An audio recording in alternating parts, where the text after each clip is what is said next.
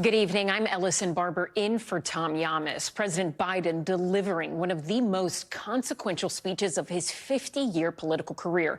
The president speaking to the nation from the Oval Office on his decision to drop out of the 2024 race. Here in this office, but I love my country more. It's been the honor of my life to serve as your president. But in the defense of democracy, which is at stake, I think it's more important than any title. The president surrounded by his family, sitting off camera, but to the left of him for this historic 11-minute address. President Biden officially passing the torch to Vice President Kamala Harris, giving high praise to the de facto nominee.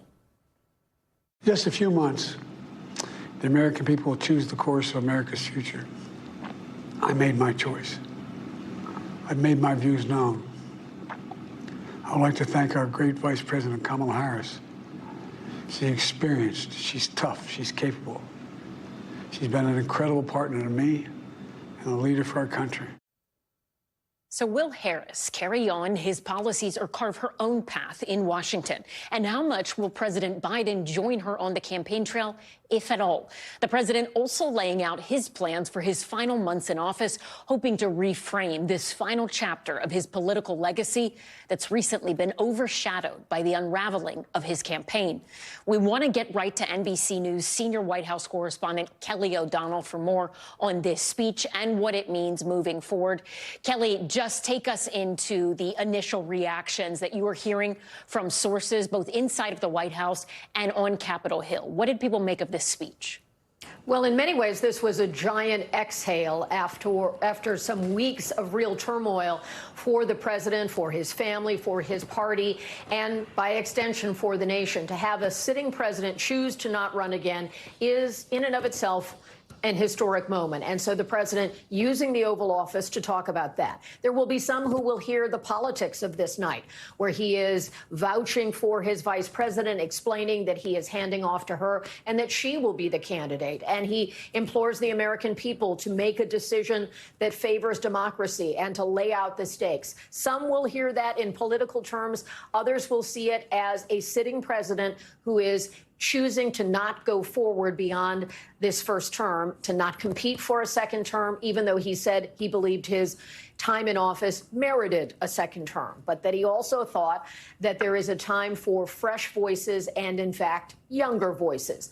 And so in those ways, it's a historic speech capping a half century of public life in different offices, from the U.S. Senate to the vice presidency and then in the Oval Office as president, and laying out what the public should expect over the next several months, that he has plans that he wants to try to execute on issues that are core to his agenda, and some new areas that he has not talked about publicly much, including some reforms for the Supreme Court and ideas for dealing with that.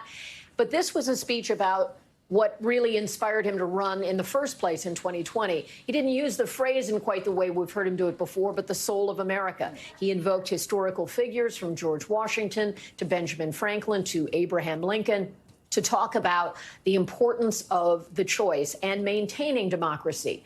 Again, those who don't support Joe Biden will hear that as overtly political, but he laid the groundwork now for the final chapter of his public life, for the final months of his campaign, and then he went out into the Rose Garden where staff, the employees that have been a part of his team, and certainly many of them who have supported him politically, were gathered. They had watched the speech on screens. They gathered for refreshments and to hear from the president. As you mentioned, his close family members in the Oval Office, which is unusual for a major address. That's typically not the case, but it gives you a sense of the importance and the personal overtones of all of this. The family has always been part of his decision-making structure, and they certainly were when it comes to this decision.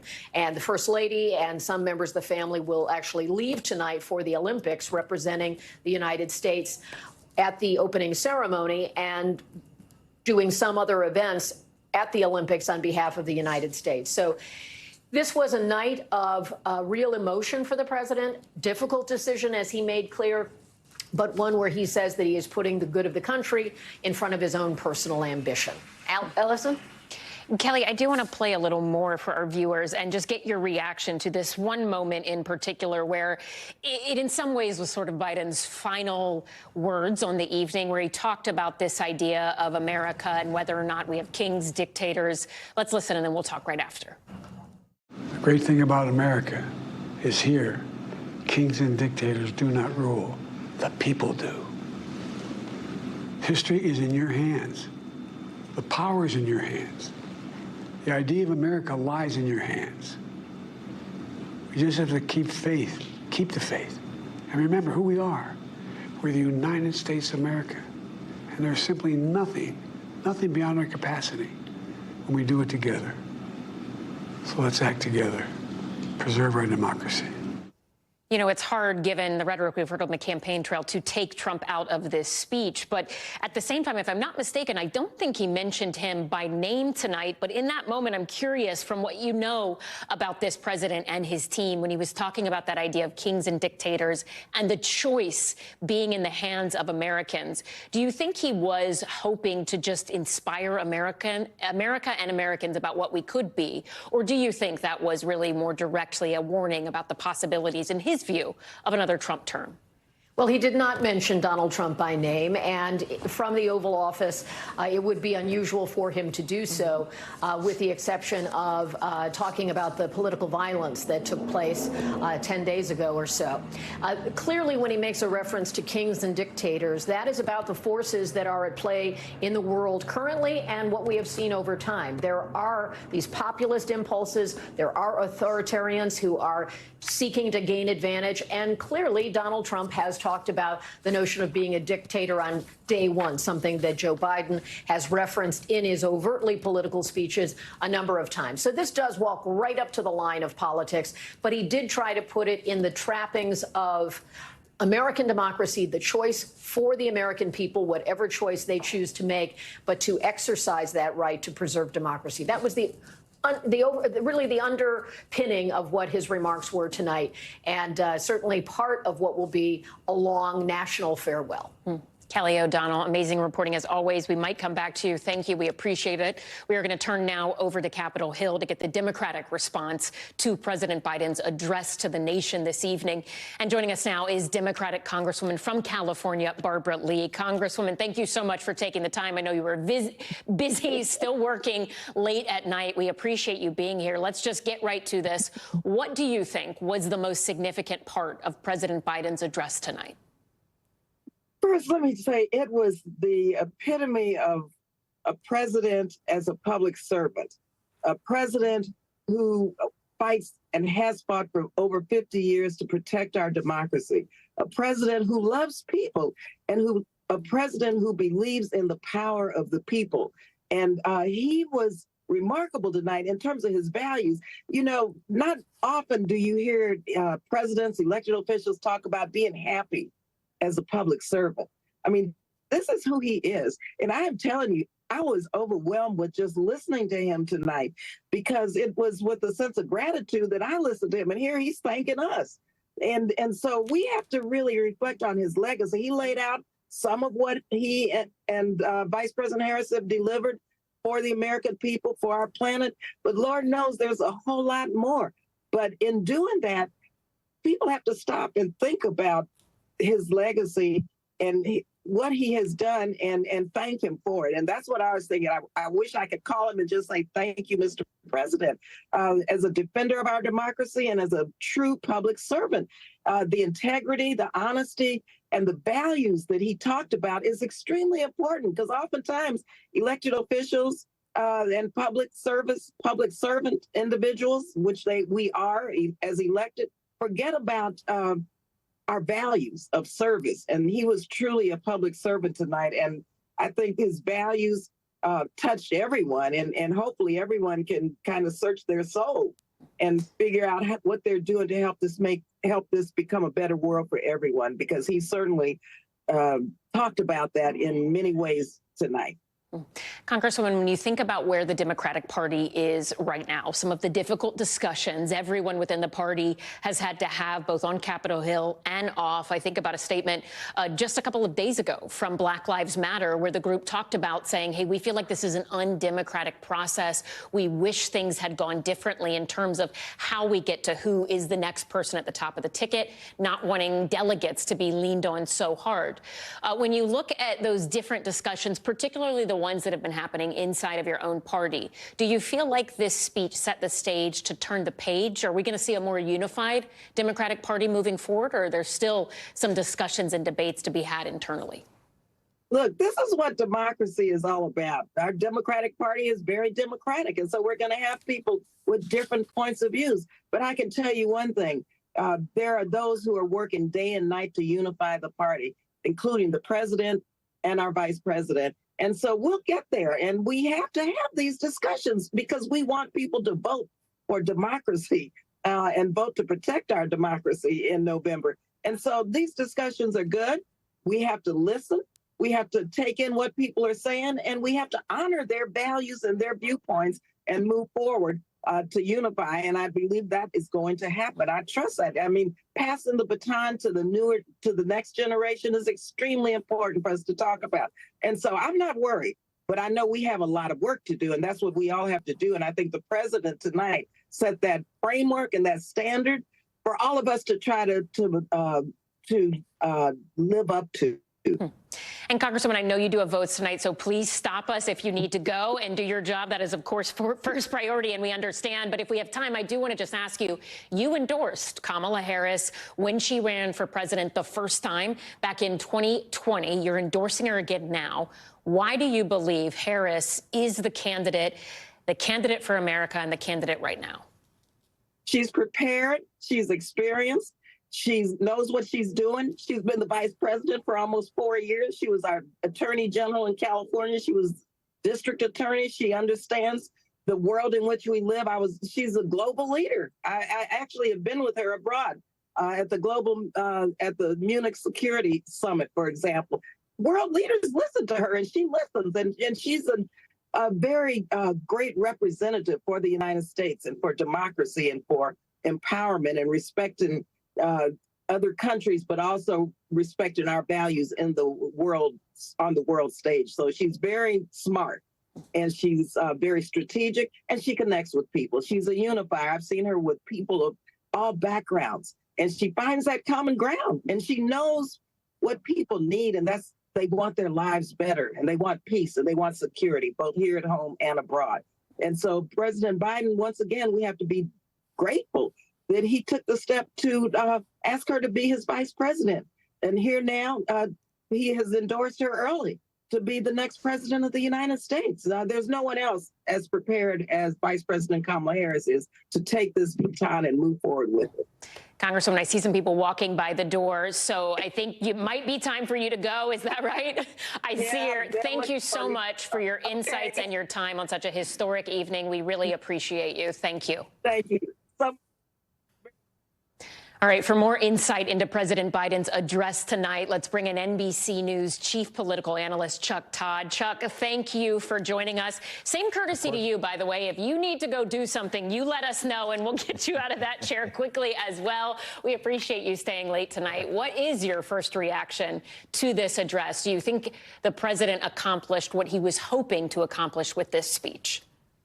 Well, I guess I am curious what he wanted to do with this speech, and I say that because, look, I thought it was a very gracious speech, and I thought certainly he was trying to put the best version of himself and of his presidency in that light. You know, I was looking for two things that he didn't tackle, and I wish he had. One was a little more direct of it's clear he wanted to run again. And sort of dealing with that issue directly about it. He did not want to deal with that issue. And look, that's very personal, and perhaps we can understand that. And the second, though, was he had, you know, one of the main pillars of his candidacy and one of the main pillars of his inauguration speech was to bring this country together. And he has failed at doing that. Now, perhaps anybody would have failed in the first 3.5 years. Perhaps it was an impossible task. I wanted a little bit more on that. I think there's certainly some allusions to it, It was slightly more political than I expected. He framed, he really wanted to frame an election argument in the best possible way, I think, perhaps for the vice president. But I think it's a reminder, this is how he was framing his reelection bid. And he sort of stayed with that theme. And so that's why when I say political, meaning it did feel as if he was like, look, there's a campaign ahead. You have a choice to make.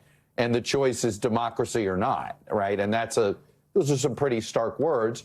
I don't think he was writing that for history. I think he was writing that for this campaign in this moment. But look, it was certainly, you could tell that he didn't have this sort of weight on his shoulder anymore, though, right? All of his previous speeches, particularly the last 2 months, Allison, he's been trying to talk faster. He's been trying to, it's almost like he's trying so hard to show he had energy to do it that it was sort of sometimes distracting. What I did appreciate tonight, he finally felt comfortable being him again. And I think that was probably the most important tone setter of all. Let's listen to another soundbite, because I want to get your reaction to this one particular moment that stood out to me when he was talking about his record and also why he decided to drop out of the election this year. Let's listen and then we'll talk after. Nothing can come in the way of saving our democracy. That includes personal ambition. So I've decided the best way forward is to pass the torch to a new generation. That's the best way to unite our nation. There is a time and a place for long years of experience in public life. There's also a time and a place for new voices, fresh voices, yes, younger voices. And that time and place is now. At times you listen to that and you're like, okay, well, saving democracy, was that really the reason behind why he got out of the race? Or was it just all of the pressure from allies, the call that NBC has reported on with Senator Chuck Schumer, basically saying, hey, you've lost Senate Democrats, and others saying, we really don't think you can win? Was that him trying to sort of rewrite the narrative of why he decided to step out now? Or is this a multiple things can be true at once? Look, I certainly think it felt like a rewrite of the narrative, Allison, I'll be honest. And yes, both things can be true. Let me put it another way. Had he uttered those words in March of this year, let's say he had been on the same track as LBJ, and he had done this in March of 2024, allowing for a couple of months and all this stuff, I think those words would have rang truer to those that were listening. But, I mean, these last 3 weeks, we can't particularly us in the media, we can't unremember them, right? We are well aware there was a massive pressure campaign. They were not taking no for an answer, right, on this front. So that's where, look, I think he was trying to put the best version of that story in light. And if Kamala Harris wins, that narrative might have a chance to take hold. But if she loses, I don't think that narrative will ever take hold, to be frank. Do you think, Chuck, this question, and we're hearing it so much, I think, in terms of just public faces we see on TV from Republicans saying if he can't finish running for re-election, he shouldn't finish out his term. But I do think those are some questions that I have heard people across the political spectrum also asking in different settings, right? Whether it was when I was in Milwaukee or just out and about with friends. Do you think that question remains moving forward, even though he seemed to really try and stop it by saying, here's what I'm going to do?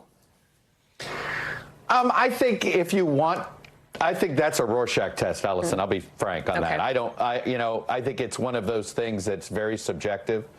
I don't think he made a strong case on that about the next 4 years, but I also think it's a silly argument that, he doesn't have 6 more, be able to do this job for six more months. I think a very much more plausible is trying to campaign for re-election and be leader of the free world at 81 years old. Maybe that was too much, but not doing the campaign, taking that pressure off, I think, frankly, frees him up to do a better job in the next 6 months than perhaps he felt like he could do in the last 6 months. Do you think we will see Biden out on the campaign trail with Kamala Harris in the near future, or do you think that will be a wait and see and only at the big moments? I think it's only at the big moments. I think the next time we see him in a campaign setting will probably be the Monday night of the Democratic convention. That is a traditional night for outgoing presidents of either party, whichever convention it is, to sort of have their moment.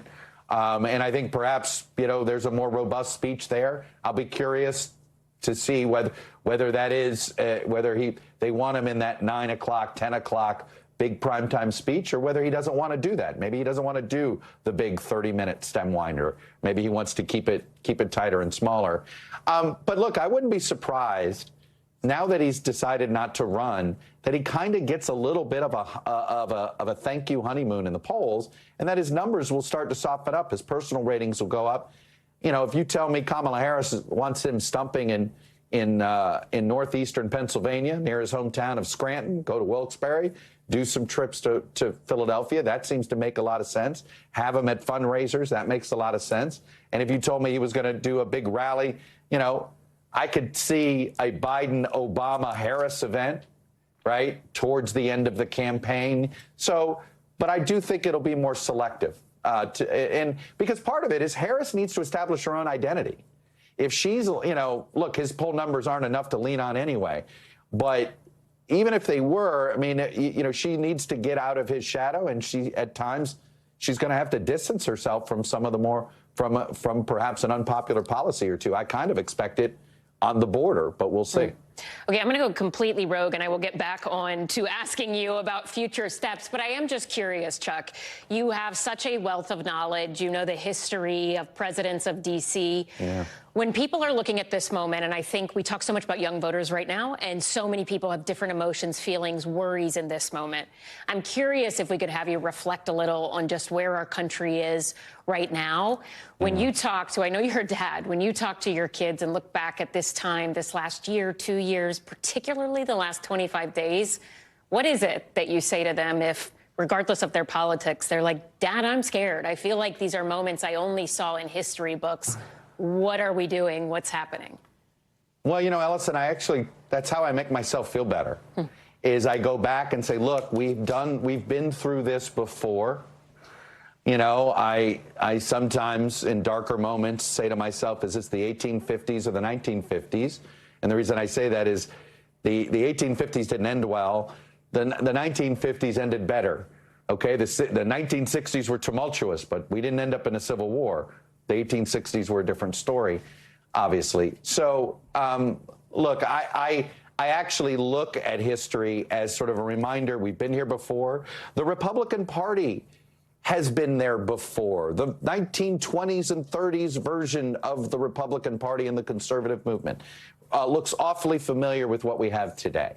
So the point is that, and in some ways, if you know it's happened before, then you know there's a path out. Right. And ultimately, you got to trust the voters. I say this to my kids. I say, look, the voters, we eventually get it right, but one of President Obama's favorite expressions was, the arc of history bends towards justice. But one of the things I like to remind people is that sometimes arcs have to go backwards before they go forwards. Right? Just like you ever see one of those overpasses? Sometimes you have to go backwards in order to make progress. Right? And, I think we're on one of these loops right now, okay? And we'll get there. I'm long-term optimistic and always short-term a little bit nervous. All right, and then looking ahead, Harris should be on the campaign trail soon. We had Donald Trump today in Charlotte, North Carolina. How soon do you think we will get a Harris VP pick? I know you've said take time on this, think about it, but what's the realistic timeline, and who do you think's top? Well, look, the DNC has talked themselves into this idea that they have to do it by August 7th. So they're going to do it by August. It seems pretty clear that they want to do that. I think that they're sort of trumping up this deadline. There's some other reasons, I think, that they don't want a roll call at the convention. I understand that. They're trying to limit the amount of unscripted moments at the convention. There's still a concern. You saw Washington, D.C. today with all the protests over Gaza. That is still a large concern among organizers for the Chicago convention. So there's been, that's always been an extra feature of the quote early roll call, is that you limit some of the unscripted moments that the convention could provide. But you're asking me who I think's right now. I mean, when you start to look at the list, and it, ultimately, I hope she spends some time with all of them so she knows for sure if she clicks. But when you look at her deficits and the attributes of the potential shortlist, Mark Kelly seems to me, rise above everybody else. You know, he was critical of the Biden-Harris administration's border policies when he was running for re-election in 22. He's been vetted by those two campaigns. Those were $100 million campaigns in Arizona. Oh, did I say it was in Arizona, right? Swing state. The issue of political violence isn't something that just touched former President Trump. This is something that has touched Mark Kelly and his family and former Congresswoman, his wife, Gabrielle Gifford. So when you look at sort of a lot of assets, and you know, it's interesting, we had this focus group last night, and, you know, of all the people on the short list, he was the only one voters recognized without hearing a title. And it's because he's done something else outside of politics, orbiting this earth, right? And, you know, the first time he appeared on the Today Show was in the late 90s with his brother talking about the twins going up into space. So he's been a part of our culture, which I think in a short campaign, if you're Kamala Harris, it's an added get to know you, right? It helps. He already has some seeds planted in the American mind of who he is. And they're very positive. We love our astronauts, right? So I just think you look at those attributes. There's a lot of other good attributes for Governor Shapiro, Governor Beshear, Governor Cooper, but I see why Kelly appears to be first on the short list. It is a unprecedented, unbelievable time that we are living in. And Chuck Todd, we are always so grateful and thankful to have you and your insights here to help us walk through it all. Chuck Todd, thank you. Thanks for watching. Stay updated about breaking news and top stories on the NBC News app or follow us on social media.